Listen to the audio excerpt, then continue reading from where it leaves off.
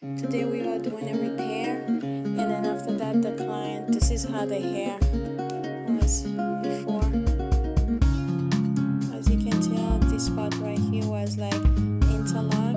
This part right here is kind of loose, so I'm just like repairing them. And then eventually the client would want to extend her dreadlocks, and I did one sample for her. Let me show you guys. This is one sample of extending the hair.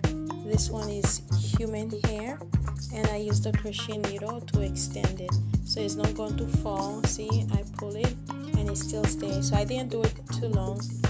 So these are the ones that I fixed already, and these are the ones that needs to be fixed, and I'm still working on them. Over here I'm going to grab all the hair, fill them one in, and I'm going to use two different type of crochet needle to finish her hair. Stay tuned, and I'm going to show you how the hair looks like when we are done. Okay, stay tuned.